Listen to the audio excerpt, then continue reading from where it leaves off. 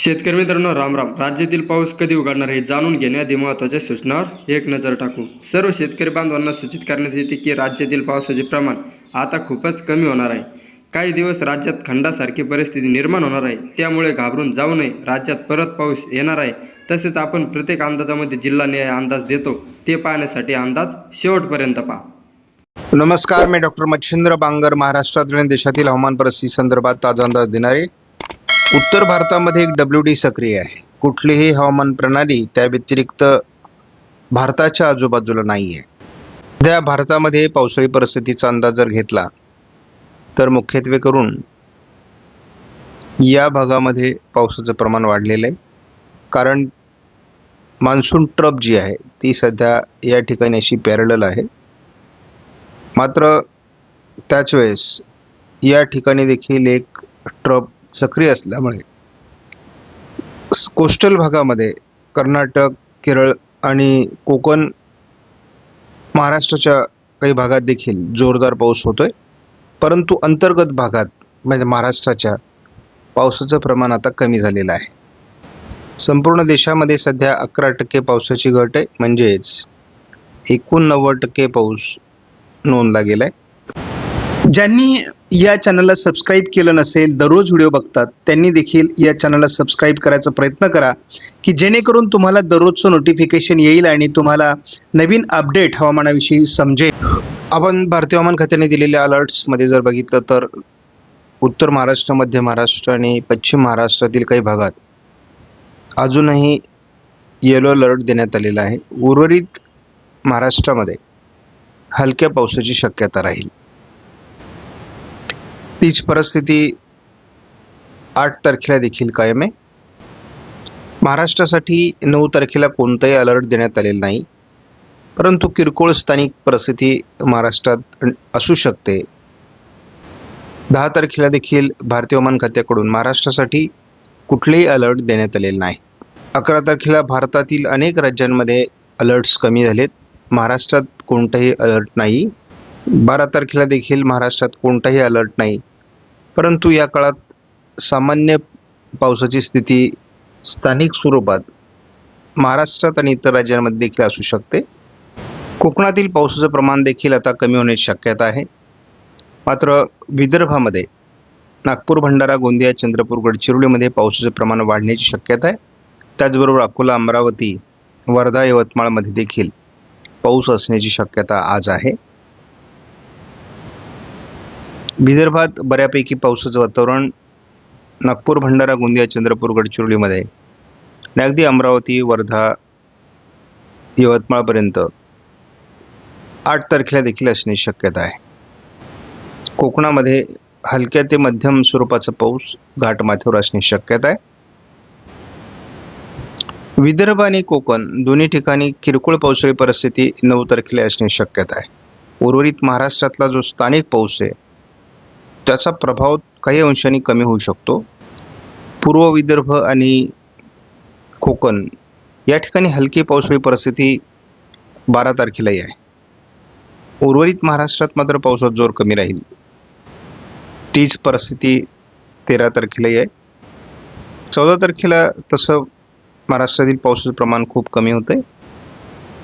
15 तारखेला थोडं पश्चिम महाराष्ट्र आणि दक्षिण कोकण पावसाचं प्रमाण वाढण्याची शक्यता आहे. गोंदिया जिल्ह्यातही पावसाचा अंदाज आहे.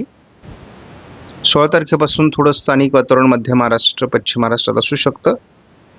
कोकणातील पावसाचं प्रमाण काही प्रमाणात वाढताना दिसतंय. विदर्भातील पावसाचा जोर कमी होतोय. मात्र कोकणात हलक्या ते मध्यम सरी होत राहणार आहेत. 18 तारखेला कोकणातच पावसाळी वातावरण आहे. उर्वरित महाराष्ट्रामध्ये विशेष पाऊस नाही. 19 तारखेला देखील केवळ कोकणात हलक्या सरींची शक्यता आहे. 20 तारखेला एकूणच पावसाचं प्रमाण अतिशय किरकोळ असणार आहे. 21 तारखेपर्यंत महाराष्ट्रात विशेष पाऊस नाही. आपण जर महाराष्ट्राची स्थिती बघितली तर विशेष पाऊस आज केवळ अकोला, अमरावती, नागपूर, भंडारा, गोंदिया, चंद्रपूर, गडचिरोली, यवतमाळ, वर्धा, वाशिम आणि नांदेडच्या किंवा हिंगोलीच्या पूर्वेला पाऊस होण्याची शक्यता आज आहे. चांगल्यापैकी मेघगर्जनेसह पाऊस असणार आहे नांदेड पूर्वपर्यंत.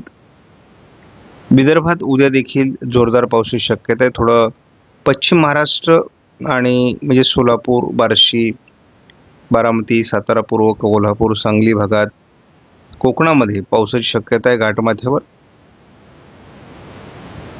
उद्या किरकोळ पावसाची परिस्थिती राहील. उद्या पावसाचा प्रभाव हा महाराष्ट्रात कमजोर होण्याची शक्यता आहे.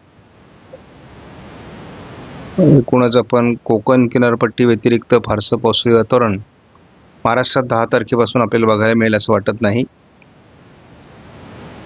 कोल्हापूर, सांगलीच्या भागात थोडंफार पावसाळी वातावरण आणि विदर्भात थोडं पावसाळी वातावरण 11 तारखेला असण्याची शक्यता आहे. 12 तारखेला मात्र महाराष्ट्रातील पाऊस कमी होतोय. 13 तारखेला किरकोळ पावसाळी परिस्थिती पूर्व विदर्भात असू शकते, घाटमाथ्यावर असू शकते, परंतु अतिशय किरकोळ पाऊस असणार आहे. तीच परिस्थिती आपल्याला 14 तारखेला दिसते. म्हणजे पूर्व विदर्भ आणि घाटमाथ्याच्या व्यतिरिक्त फारसं पावसाळी वातावरण आपल्याला 15 तारखेला दिसत नाही. घाटमाथ्यावर मात्र पावसाचं सातत्य 16 तारखेपासून पुन्हा वाढण्याची शक्यता आहे. मात्र उर्वरित महाराष्ट्रात पावसाची शक्यता फार कमी आहे. घाटमाथा व्यतिरिक्त पाऊस महाराष्ट्रात 16 तारखेपासून पुढे असणार नाही. विशेष कुठेही पावसाची नोंद होईल असं वाटत नाही आणि हा एक दीर्घ पावसाळी खंड आहे. आपण महाराष्ट्रात बघतो दीर्घ पावसाळी खंडाची शक्यता आहे. त्यामुळे ऑगस्ट महिन्यात फार दमदार पाऊस सुरुवातीला तरी होताना दिसत नाही. उत्तरार्धामध्ये म्हणजे शेवटचा आठवडा केवळ अशाच किरण आहे. या ठिकाणी आपल्याला काही पाऊस झाला तर होईल आणि हा संपूर्ण तीव्र एल निनोचा प्रभाव आहे. सध्या बरेच हवामान अभ्यासक आणि शेतकरी एल निनो नाही, एवढा पाऊस कसा झाला, अशा प्रकारचे वादातीत विधानं करतायत. परंतु महाराष्ट्रातील कित्येक जिल्हे अजूनही कमी पावसाचे आहेत. जेव्हा पावसाचा मोठा खंड पडतो आणि पिकं सुकू लागतात तेव्हा एल निनो आहे हे आपल्याला मान्य होतं. परंतु जेव्हा समाधानकारक पाऊस आपल्या भागात पडतो तेव्हा मात्र आपण एल निनो वगैरे काही नाही अशा प्रकारची भाषा बोलू लागतो. त्यामुळे शेतकऱ्यांनी अभ्यासपूर्ण अशा प्रकारचा हवामान बघणं आवश्यक आहे. चुकीच्या पद्धतीने आपल्याला गाईड केलं जातं आणि त्यामुळे आपण तोच अंदाज गृहीत धरून पडलेल्या पावसावर समाधान मानून पुढचे दिवस काढत असतो. परंतु जेव्हा आता मोठा गॅप येईल तेव्हा मात्र बऱ्याच दुष्काळी विभागामध्ये नुकसान होणार आहे. एक गोष्ट नेहमीसाठी लक्षात ठेवा की ज्या भागात पाऊस चांगला झाला आहे, ज्याच्याकडे पाणीसाठे उपलब्ध आहेत, त्यांनी ऑगस्टच्या या कालावधीमध्ये पाण्याचा पिकांना वापर करा जेणेकरून पिकांना जीवदान मिळेल. शेतकरी मित्रांनो, राम राम. मी किशोर पाटोळे आपल्याला 7 ते 9 ऑगस्ट दरम्यान महाराष्ट्र हवामान अंदाज तसेच महाराष्ट्रामध्ये उघडीप केव्हा मिळणार याविषयी थोडक्यात हवामान अंदाज सांगणार आहे. तर शेतकरी मित्रांनो, 7 ते 9 ऑगस्ट दरम्यान राज्यातील घाट परिसरात जोरदार पावसाचा अंदाज आहे.